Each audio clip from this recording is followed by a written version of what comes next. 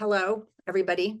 For those of you who do not know me, my name is Lisa Herrick, and I started 31st Street in early 2017 with 30 people in my living room.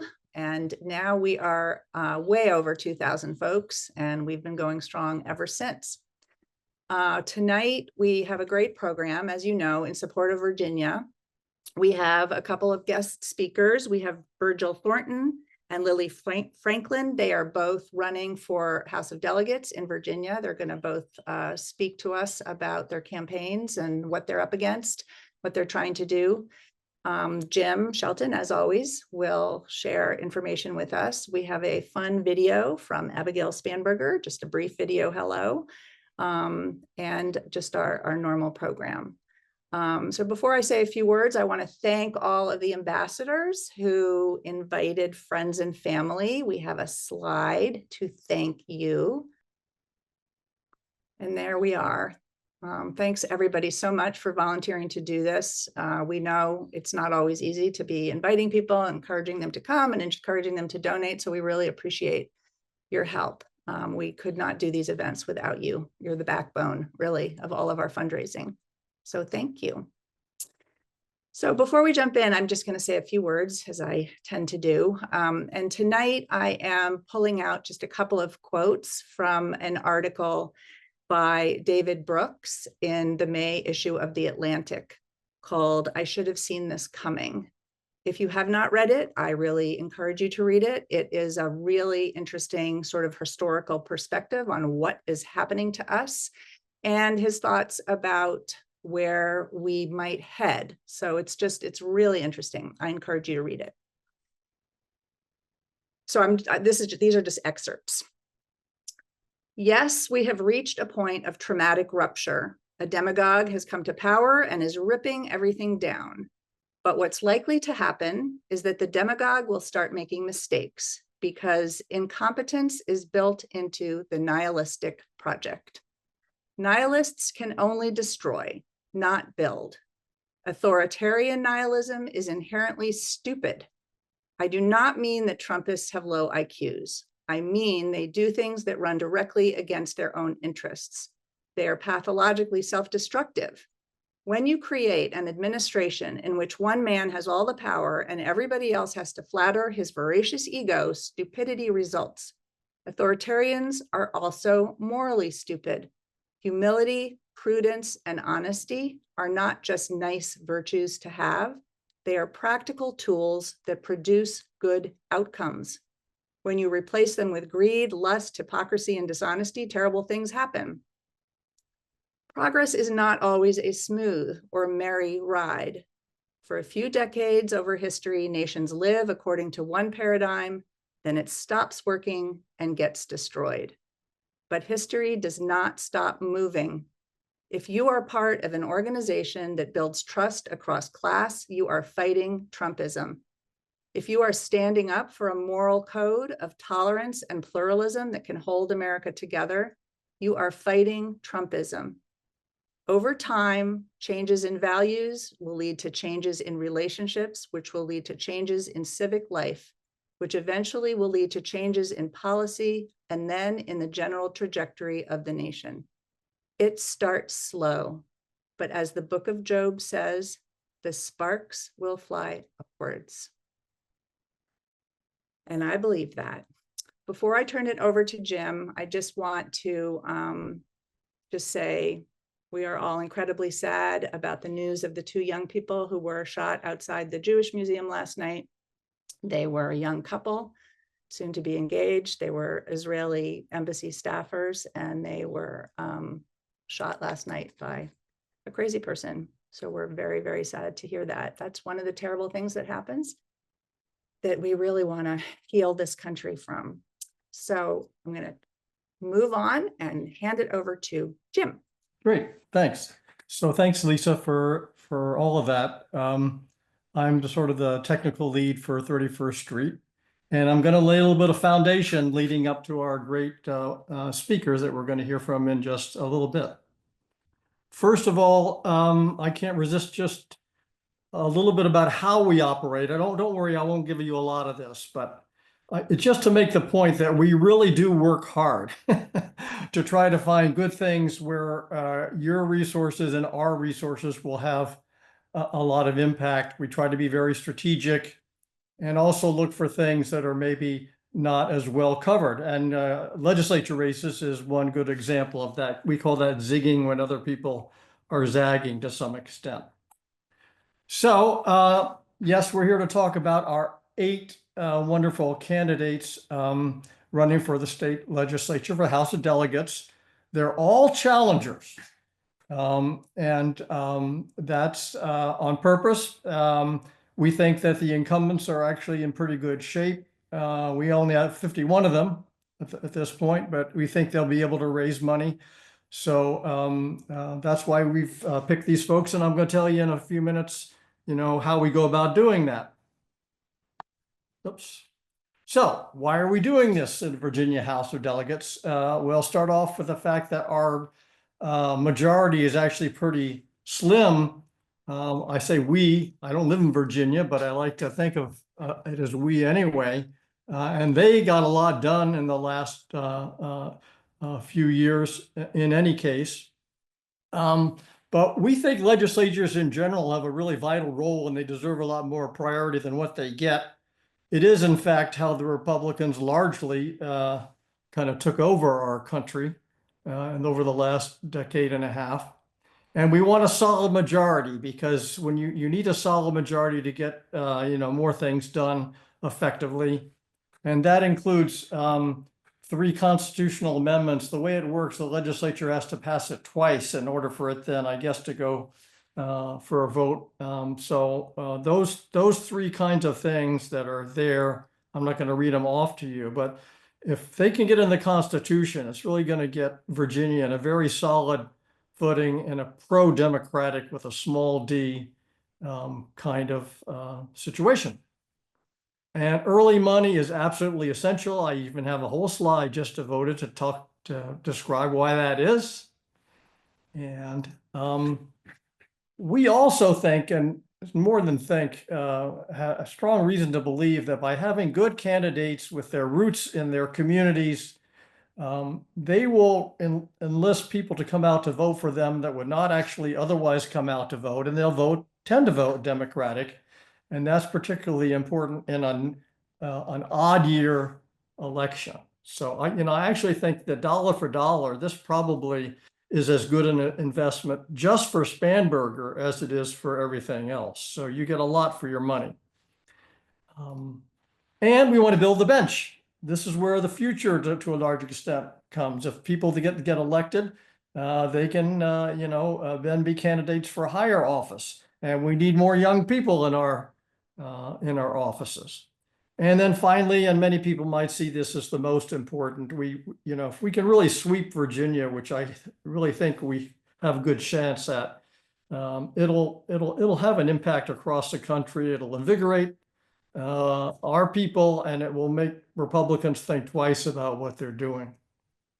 Okay, here's how we select our candidate. These are the main reasons. It's not sort of everything. So this is really painstaking. We do a lot based on the district, particularly voting history. There's not polling at this point, but there will be later, how the district is trending. And then we do a pretty good interview with every candidate and their campaign managers, all of these folks, these 8 that we've done. We've done this looking at what they're planning to do, how well we think they are going about doing it, what kind of commitment they have, and they work hard and so forth. And past performance, 3 of these candidates ran last time and came very, very close. And now they're more experienced and they've had time to get things lined up better. And it's a better climate for them. So, we really think that they have a great chance as well. We talked to a number of key informants that know about Virginia. And then lastly, the thing that's particularly important is a lot of people ask for money, and a lot of people already have money. So we look very carefully at where we think the money actually will have the most impact. All right, and then why is this early money so important? these are still fledgling campaigns, and they sort of build a campaign from scratch almost, and they need to staff up, and they need to cultivate relationships within their team, and also for the team with their community. They need some confidence that they're going to have some money so that they can then go ahead and spend it, which is what we're always telling our candidates to do. Get out and spend your money, get out in front with messaging, with mail and digital streaming TV and so forth. There's this funny thing about politics campaigns, is that money begets money. When people see somebody's raising money, they think, oh, they must be a good candidate. And, that's kind of not the most intensive way of doing. It's not the way we do it particularly, but a lot of donors do it. And when they see money is being raised, they tend to donate more. Then also, and this might be the very most important thing in a way, is that these poor candidates spend hours and hours dialing up, doing call time, asking for money. And they're going to have to keep doing that to a large extent. But to the extent that we can alleviate them and get them out doing their actual campaigning, especially door knocking, but going to events and so forth. And, the amount of money that we're trying to raise for each of these, 25,000 each, that's enough to move the needle. That's enough to kind of help them out and move them along what they want to do. So that's why our goal is $200,000 for the 8 candidates. And just to make this point about sending a message across the country to motivate all of us. So speaking of messages, we actually do have a message from a great friend that I'm going to play now. Hello to the 31st Street Swing Left members. Thank you for all you do. Thank you so much for the work that you have done and will continue to do to stand up for policies and politics that you believe in, for making a real difference in campaigns. I also want to thank Lisa Herrick for inviting me to share a few words with you virtually.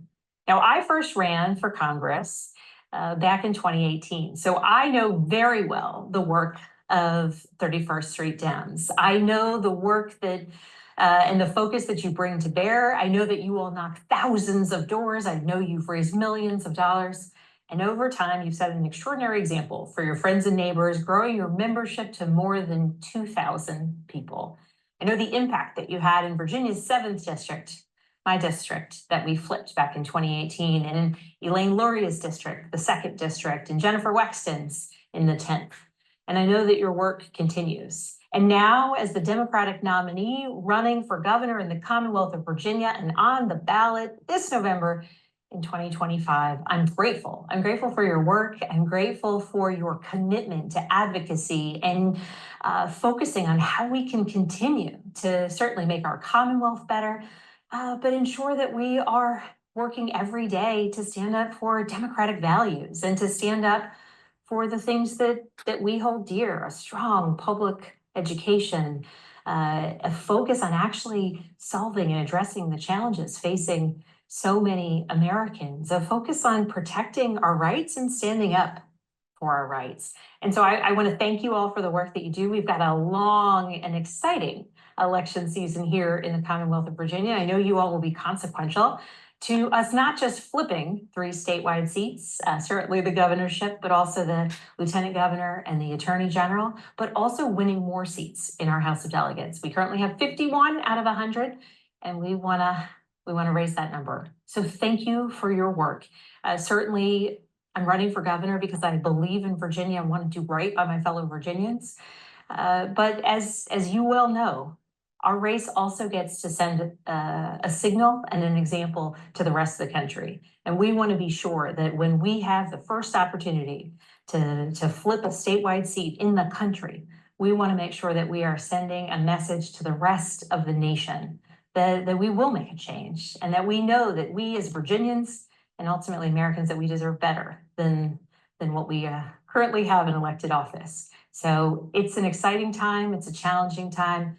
But it's a time to be fearless and focused. So thank you for all of your work, and I look forward to seeing you all across Virginia. So fearless and focused. We are us. That's us. And with that, I'm going to turn it over to our first terrific candidate, Virgil Thornton Sr. Over to you, Virgil. Thank you, Jim. Certainly. And of course, my name is Virgil Thornton Sr. I'm a community leader, business leader, youth mentor, and yes, I'm running for the 86th House of Delegates. My district is part of Hampton, part of York County, and the entire city of Pocosa. I've dedicated over 35 years of my life to serving others through leadership, mentorship, and community service, because I believe in the power of community and the importance of effective leadership. I'm committed to bringing that blend to Richmond as far as making a meaningful change and helping to keep the majority of the House and hopefully expand that. Of course, I'm in a battleground district and we do have the opportunity to flip the seat. 2 cycles ago, the seat was won by less than 100 votes. And this past cycle, it was won by less than 2,000 votes. And as far as looking at my leadership experience and blending that with my civic experience, I started my leadership experience in working at Newport News Shipbuilding, which is a large employer here in the area, going through the apprenticeship and then landing in the electrical nuclear field, where I worked as electrical nuclear test technician on aircraft carriers and submarines in the reactor compartments. And then I took that experience and I moved into the automotive industry and started out in executive sales, worked my way up to operating dealerships. And that's where I really got involved in my leadership ability. As far as marrying that with and combining that with my civic duty, I'm a foster parent, certified to foster children, especially those that are high risk or special needs. And also I mentor at-risk young boys. And I want to take those 2 experiences, blend them together, and represent my community. The things I'll be advocating for is some of those things that I've seen on the faces of families as I knock doors. And that is, of course, inadequate educational funding. I'll also be advocating for the expansion of healthcare, because one of my districts, York County, has more people in their population that are military than non-military. So looking at the disparity as far as healthcare is concerned, and then of course them being vets, we have the VA hospital here. So healthcare is extremely important to them as far as that community. And I'll also be looking at our economic system in Hampton, because we need to grow our businesses. And I see as a foster parent, how a lot of parents are working 2 and 3 jobs just to make basic ends meet. And that shouldn't be the case. So I'm working with our economic development system to make sure it works for all of us, especially our small businesses. And when I look at my background and blending my professional services with my civic services and bringing those together to serve my community, I'm looking at this district and what we can do with it.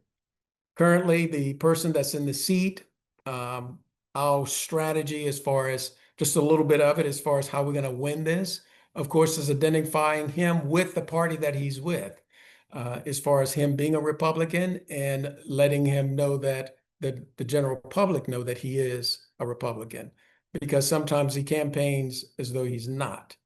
Also, we know that it's a seat that can be flipped.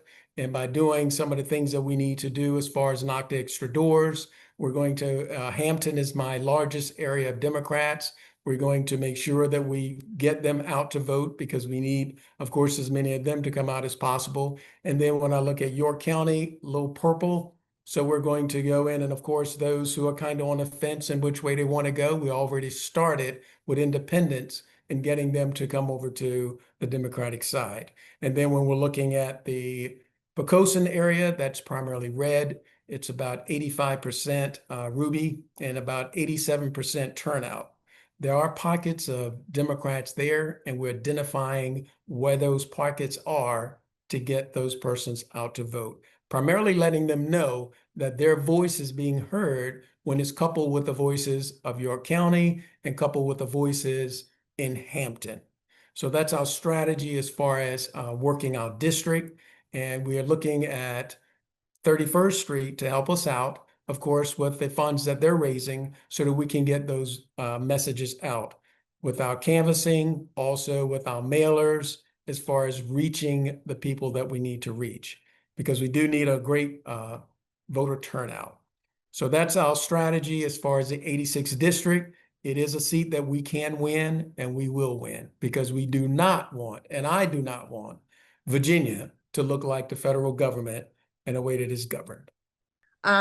Thank you very much for being here. And it's just very helpful to know what you're supporting and what your philosophy is. We're going to be taking questions a little bit later in the program. So please put any questions you have in the chat. And now we're going to turn to Lily Franklin, our other candidate. All right. Thank you all for having me. Thank you all for being here this evening. It was great to hear from you, Virgil, as well. We just have a great slate of candidates here in Virginia. We don't have to go back to the map, but if you get a second, go back to it and look at it, and you'll just see the candidates running this year look like Virginia. They look like the United States, and it's just so exciting to see so many backgrounds that are up and running. We've got single moms, we've got people from working families, we've got teachers, we've got a whole, and it's just super exciting. And I just really appreciate you all doing the vetting and getting this work done. You know, because of your support, we were already able to hire a fellow that's going to be a paid position that's going to be knocking a lot of doors in our rural district this summer. And so just so you know, that's where your early money really does matter, and especially in races where it takes 10 minutes to drive in between each door.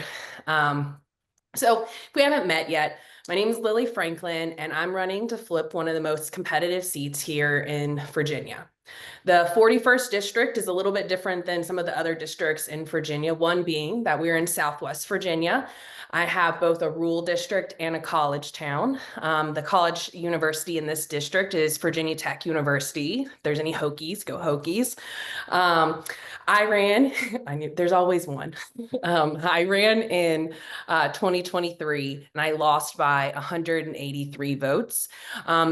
Though we fell short, we outperformed in nearly every single metric, including being the only battleground race to outperform Joe Biden's 2020 numbers and now Kamala Harris's 2024 numbers. The path to retaining and building our majority runs right through the 41st this year. So I think a lot of people ask me, how did we do it? How did we get so close? And how do we pick up that 184 votes that we need this year? First, I know this community. I grew up here. I grew up in these mountains. My whole family is here. I have family from 2 to 92. And I've watched my community overcome so many challenges, where we rebuilt Southwest Virginia and we built up the ecotourism in this region. And there's so much more in this community. But I also watched a lot of people struggle. And my family also struggled. I came from a working class family. And that's what pushed me to get involved. And I became a teacher and taught high school math. And then after that, I went and worked in the state legislature for a delegate and worked to write and pass legislation. And secondly, I understand the anxiety that voters are feeling right now. I know what it looks like to be somewhere where good jobs have left, where families are struggled, where we're worried about the next generation, if they're going to have a guaranteed better life. And right now, I think we're off track. You know, I think part of what we need to do to win this year is we have to offer solutions that make people's lives better. That means fighting against some of these chaotic tariffs and hurtful healthcare cuts. But most importantly, it means making sure we're fighting for working families and that they know that we have their back. We can talk about policies all day long, but I imagine if you're in this room, we're probably on the same page on a lot of those things. At the heart of this campaign, I'm running because I love my home, and things just don't look exactly the way they should be right now. And I'm sure that so many of you feel that way too.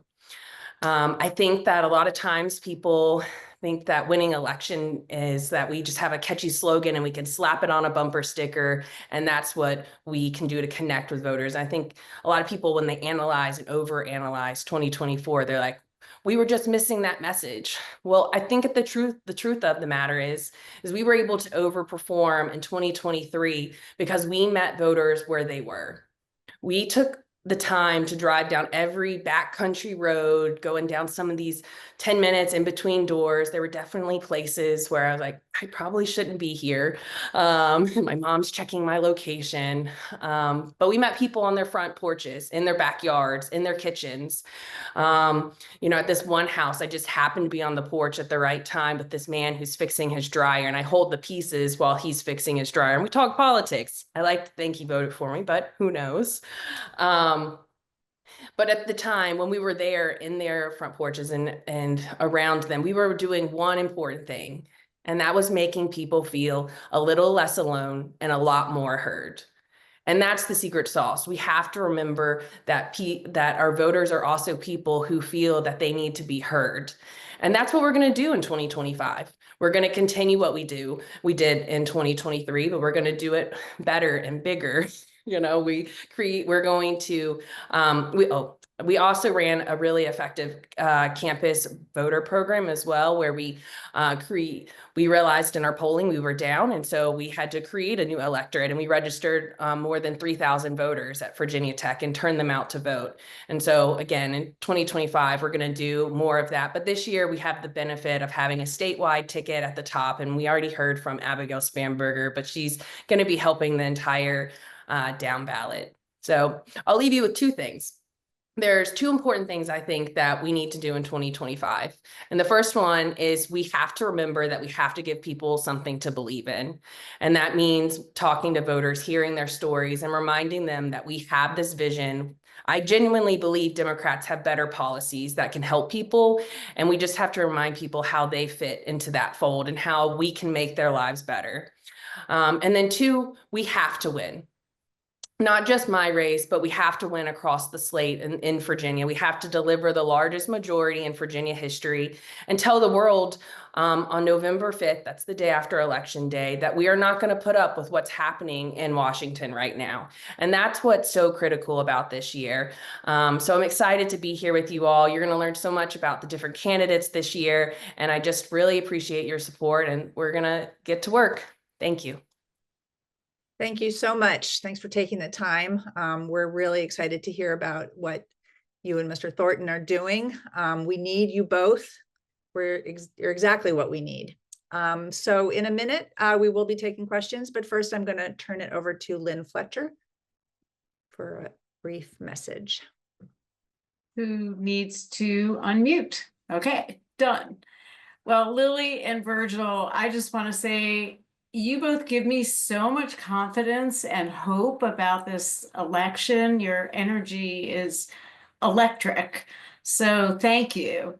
For those of you who don't know me, my name is Lynn Fletcher, and I'm a member of the leadership team here at 31st Street Swing Left.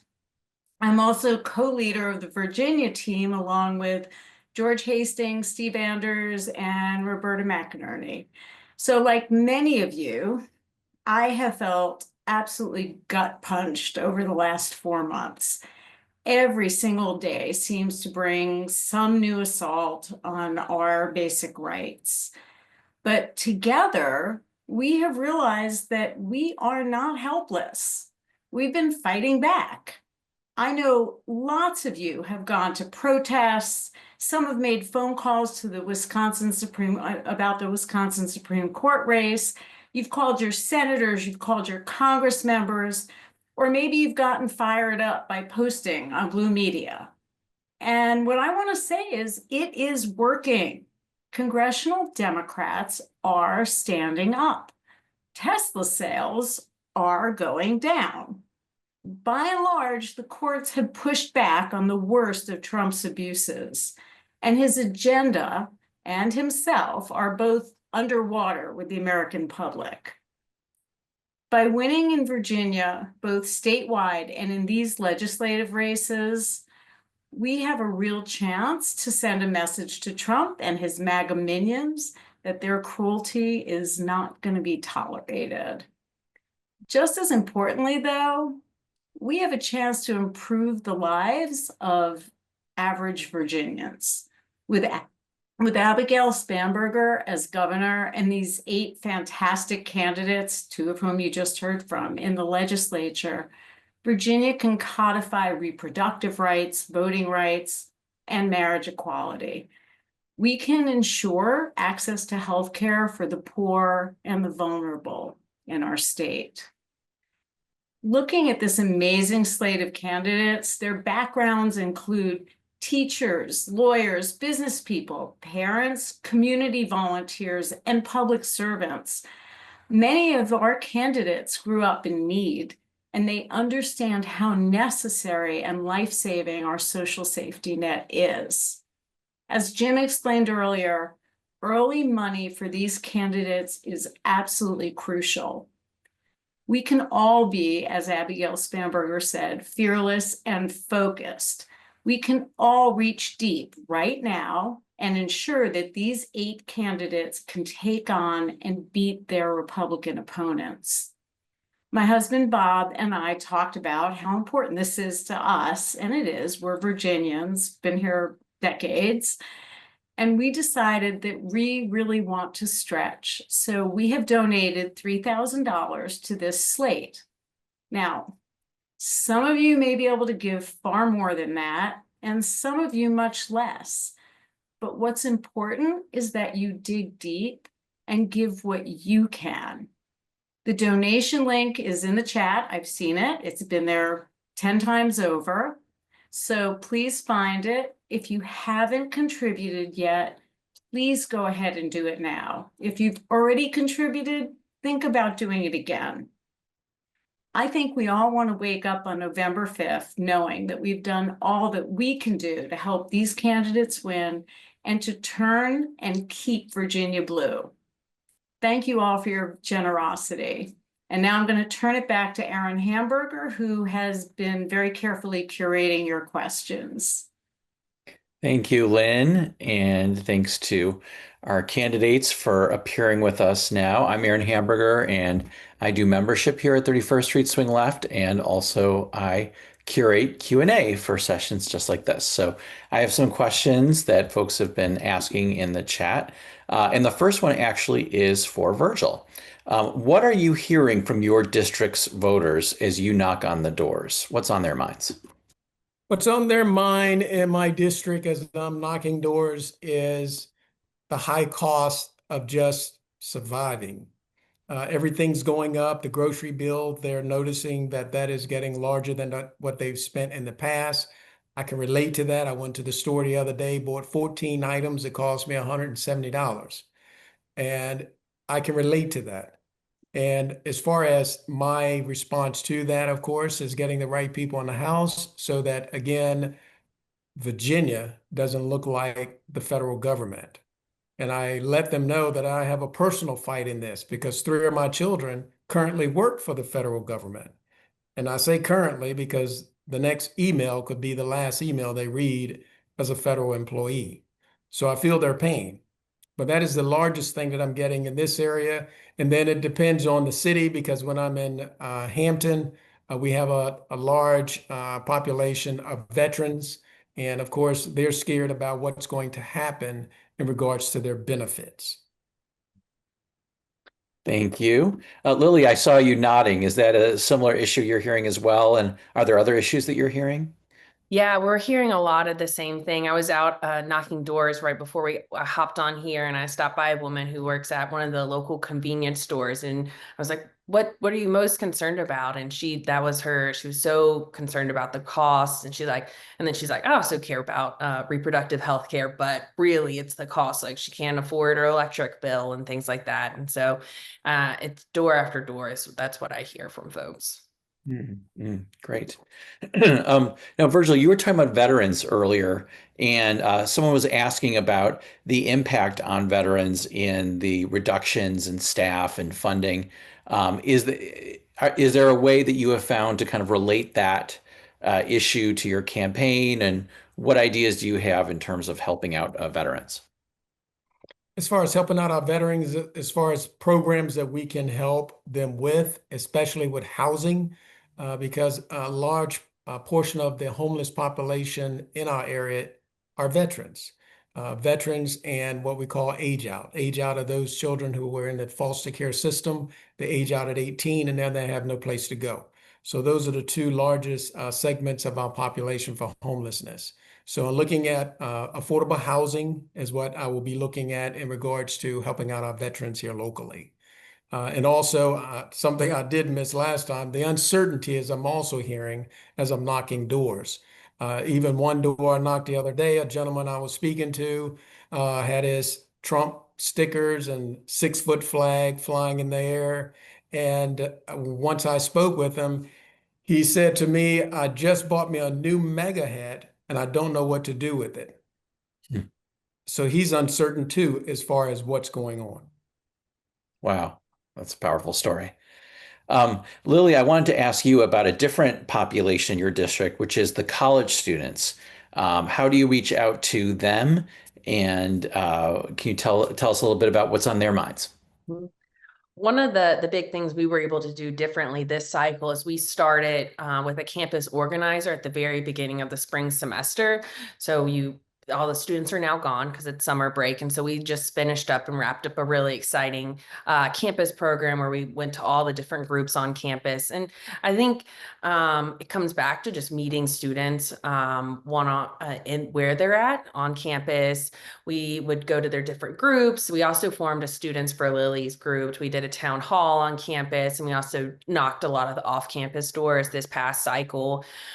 Students are concerned mainly right now actually are concerned with the DEI and funding cuts. I know in 2024, we saw some of the students lean towards Trump. I don't think that we're going to see that coming up. I think we're going to have a lot of folks that maybe voted Republican because it was the thing to vote against the Joe Biden and whatever. And then now we're going to see a lot of students move back the other direction, especially when there's so many programs being cut on campus. It's a real fear that students have right now, especially if you're a Pell Grant recipient or you're a work study recipient as well. There's just a lot of programs and uncertainty on campus, and people are really worried about that. I mean, we'd hear at every door almost that was the top concern.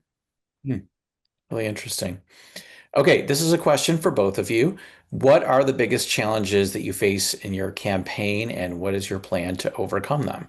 So maybe start with Virgil and then back to Lily. At this point, the largest challenge I have in my campaign is money and need more of it. And of course, what I'm doing at this point is dialing for dollars day in, day out, as far as to get the funding that is needed. My campaign budget is 1.4, and we expect it to stay pretty close to that, but it's going to be a very tight race, and we're going to need all the help we can get in getting the word out. Because we have, again, those 3 different cities with 3 different demographics and the way that they think and the way that their communities are. And one type of marketing works in one area is not necessarily going to work in another. And we have to do very strategic pinpointing as far as our marketing. And that's going to take money. Well, that's why we're here. Lily, how about you? I think the biggest challenge for my race is that that the Republicans have saw how close we were in 2023, and so they're going to also be invested in this race. And so in 2023, a lot of people wrote this seat off, and they didn't think that there was any chance a Democrat could win here. And so we know that they're coming a lot harder this time around. And so the biggest thing that we're doing is we started earlier. We were on the ground, hit the ground running in January, and that's how we're gonna run full speed to November. So. Great. And Lily, while I have you, and then I'll also offer this for Virgil.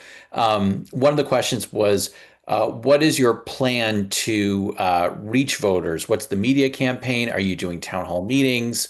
How are you reaching regular people with regular conversation, not necessarily terms like oligarch or DEI? Mm-hmm. So you mean like the means of which we're reaching people? Yeah. It sounds like what this person is asking is what kinds of things are you doing to reach regular vote, everyday voters, I guess. What different media are you using? Are you doing town hall meetings? And then what kind of language, I guess, are you using to speak directly to them? Yes, okay, that makes sense. So the biggest thing that we're doing is we are doing a very deep canvas here in this district. And so we're talking to voters on the doors, making sure we're listening to them. I think that we can say as much as we want to say, but we need to hear first, and I think that's something that we often forget is so important to this process. And so we started on doors back in April, talking to voters. We're going to have a full communications plan as far as TV, email, digital, and each of those mediums are really important to this district just because there's such a different type of market. We have the rural part versus the student part. I always tell folks it's like running two separate campaigns here because we have college campus and then we have a rural district.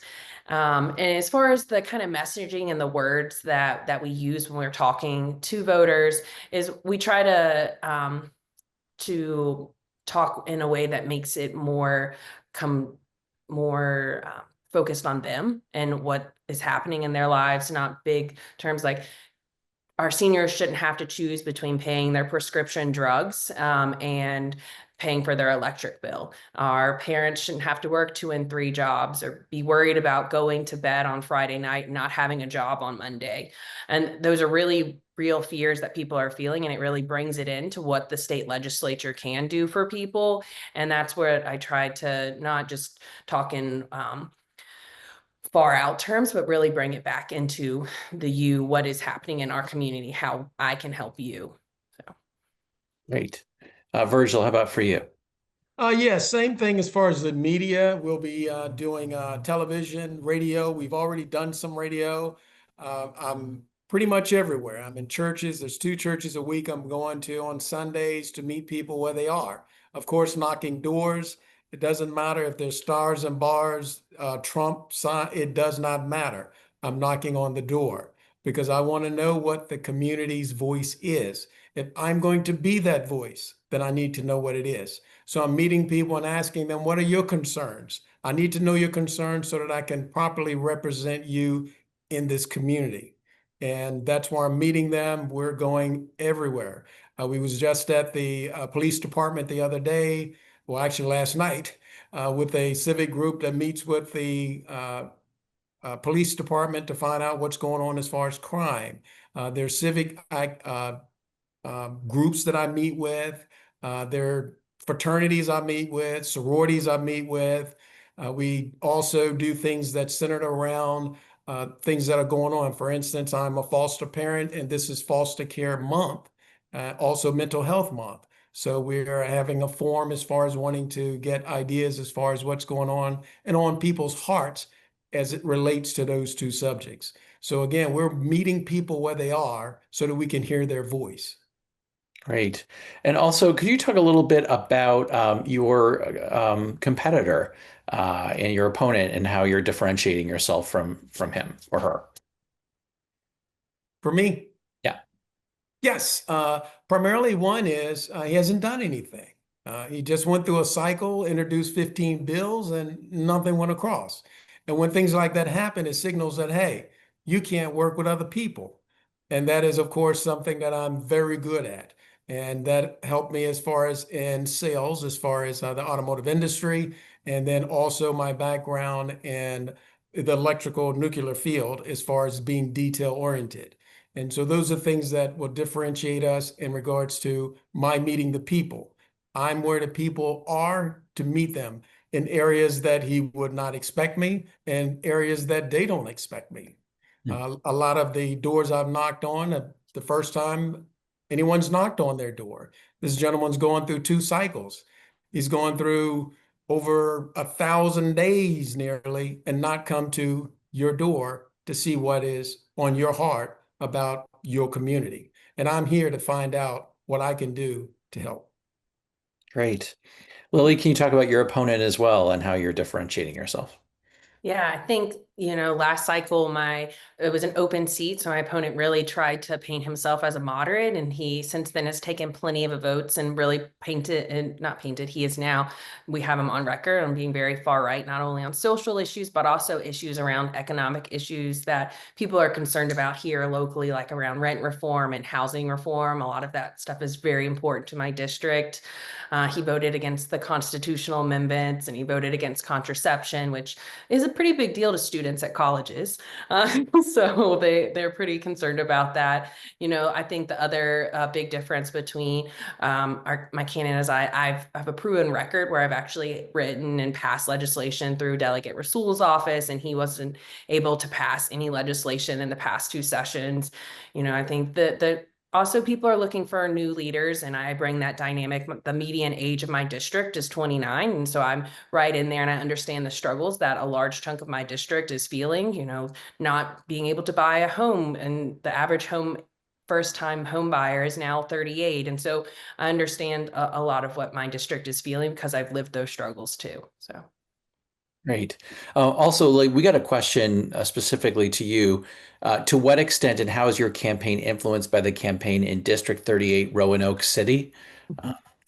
It's very granular for me. I'm not familiar with it, but I'm sure you are. So if you want to talk. Yeah, so Roanoake City is the blue dot, except for mine. Montgomery County is also blue in Southwest Virginia. The delegate in House District 38 was actually my former boss. So we worked very closely together. I've worked for him for 5 years. I was chief of staff.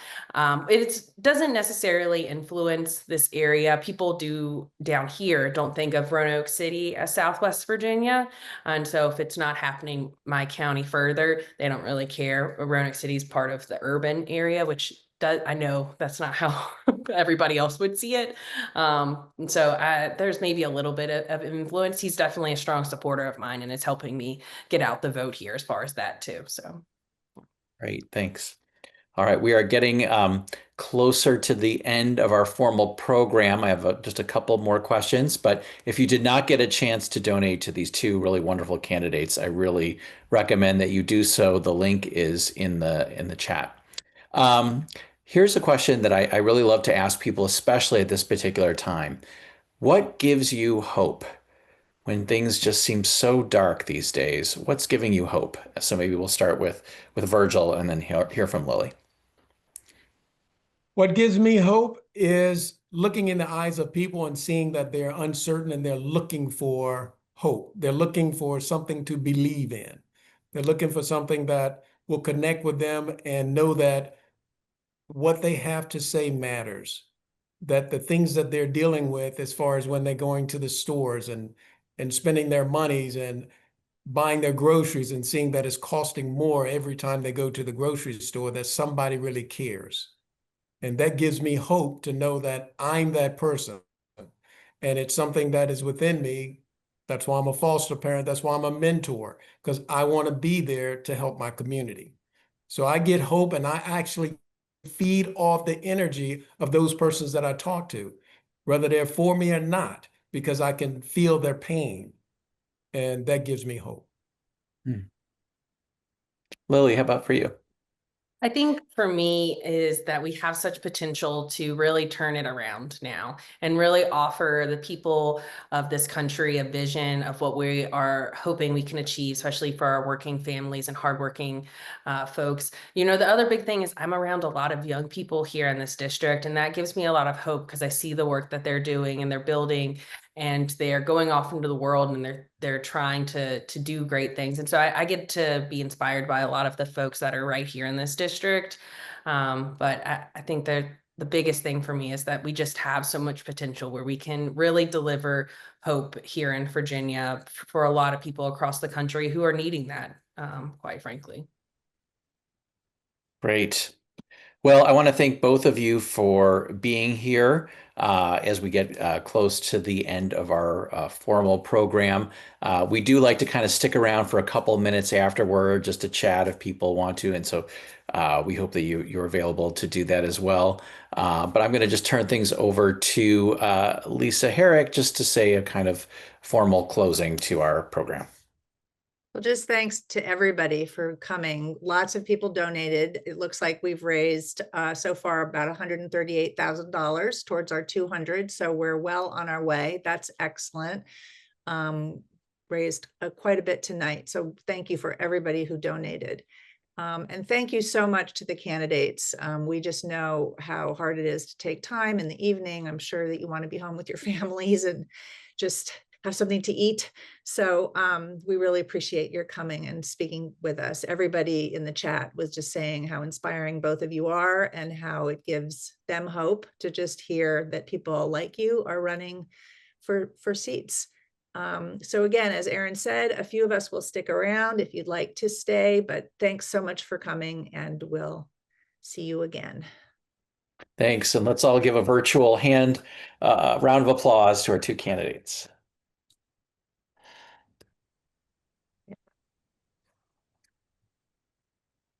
I really love listening to the candidates that that Jim and the teams vet, because they're always like regular people, except they're extraordinary. It's kind of amazing that these people are taking the time. They don't make much money doing this. It's kind of a thankless task, but they really believe in what they're doing. Yeah, especially at the state legislature level, and it just makes you feel like you can really make a difference. So.